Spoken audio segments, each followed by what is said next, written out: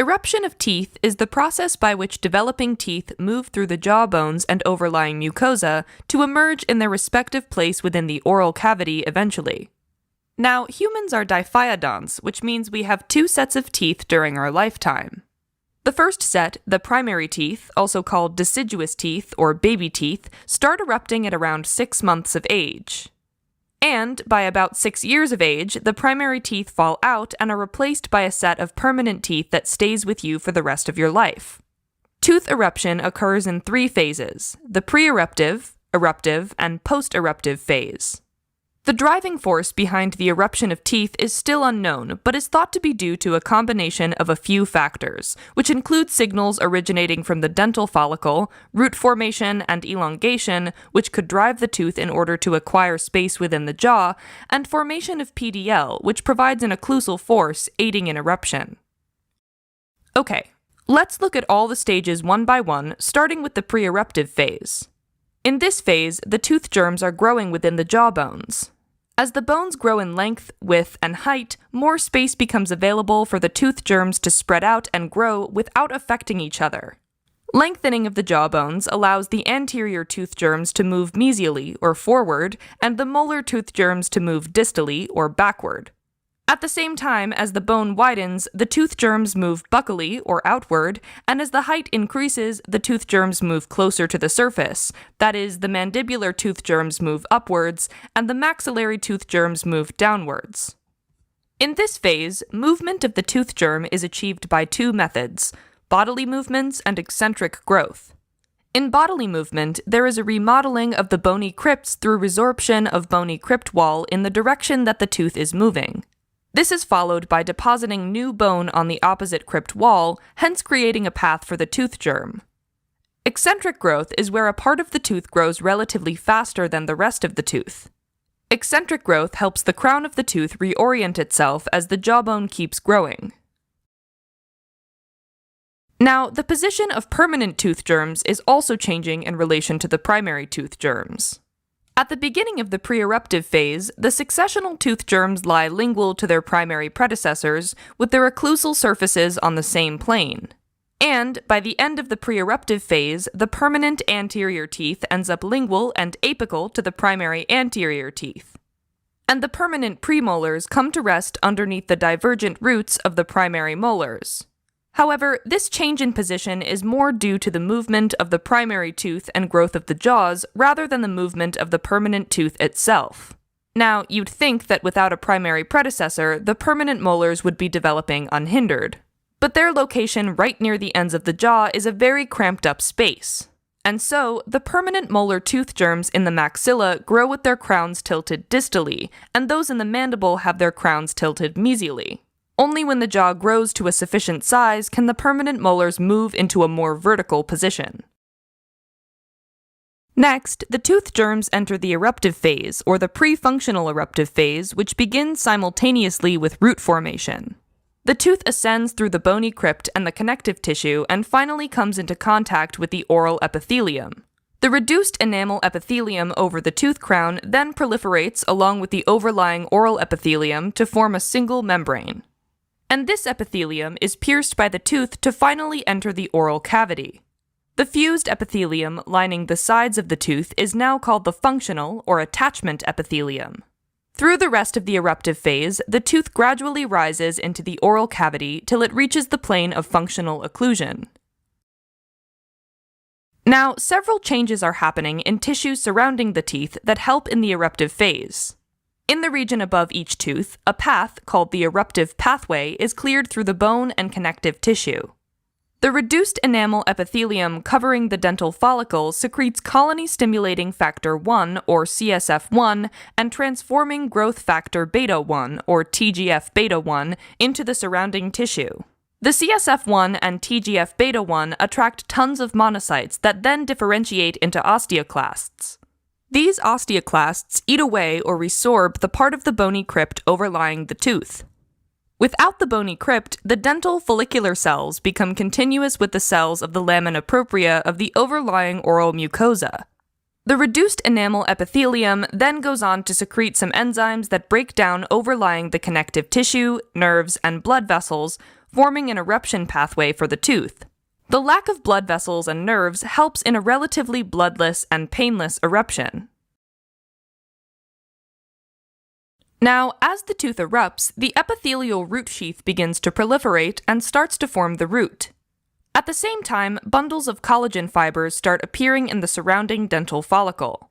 The collagen bundles get invaded by fibroblasts that lay down fibrous tissue and thickens the bundles to form the periodontal ligament, or PDL.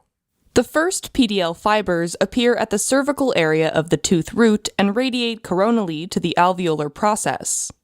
As the tooth erupts, more PDL fibers appear along the length of the root and existing ones become more prominent.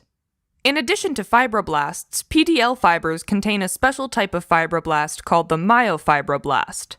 Myofibroblasts are cells with contractile properties and are thought to speed along the eruption.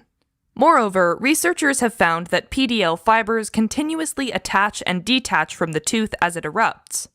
It is thought that these dynamically changing PDL fibers play a role in stabilizing the tooth and help in the eruption process. Some changes also happen to the tissue below the teeth. Eruption of the tooth leaves behind some space at the bottom of the bony crypt. This space gets filled up by fine, bony trabeculae, or bone with tiny gaps in its structure. The bony trabecule, also sometimes known as the bony ladder, provides support to the apical tissues. At the end of the eruptive phase, this bony ladder is resorbed to give way for the developing root tip. Ultimately, bundles of PDL fibers are laid down at the apex, extending from the root tip to the bony floor.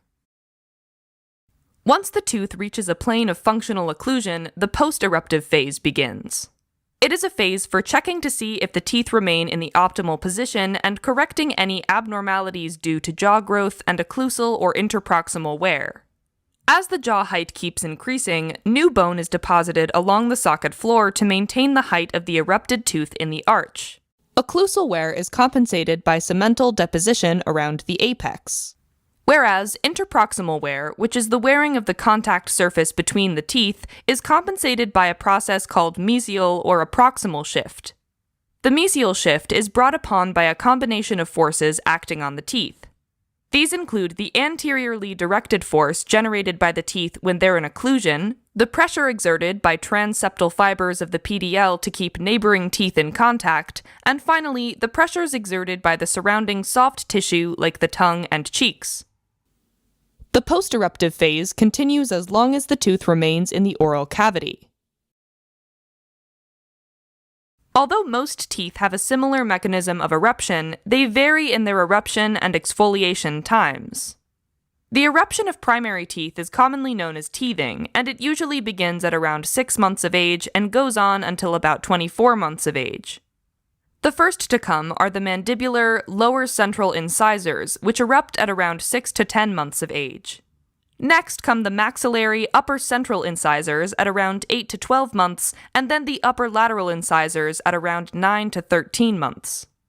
The lower lateral incisors erupt at around 10 to 16 months, the upper first molar at 13 to 19 months, lower first molar at 14 to 18 months, upper canine at 16 to 22 months, lower canines at 17 to 23, lower second molar at 23 to 31 months, and finally the upper second molar at 25 to 33 months.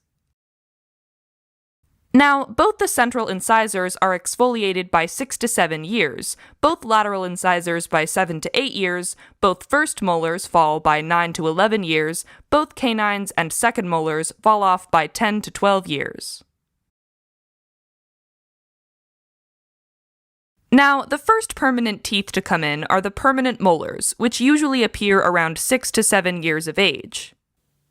The permanent first molars erupt distal to the primary second molars, thus no primary tooth exfoliates to make room for them.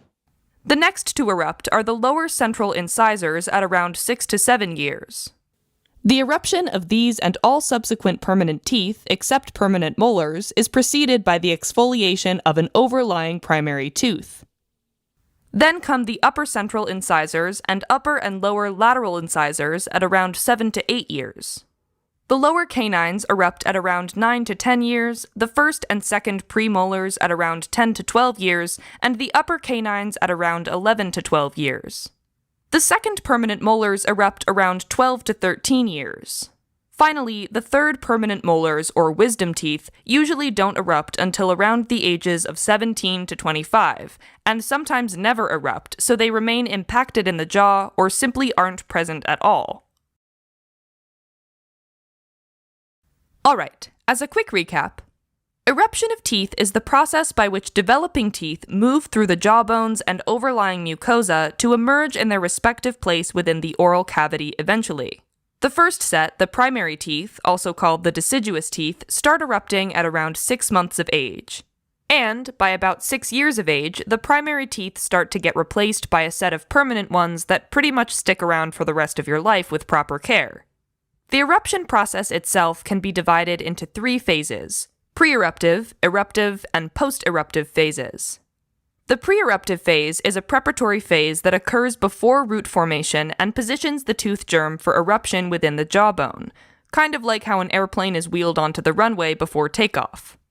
The eruptive phase, also called the pre-functional eruptive phase, begins at the time of root formation and consists of movements that raise the tooth upwards, from within the bones to a functional occlusal position within the oral cavity.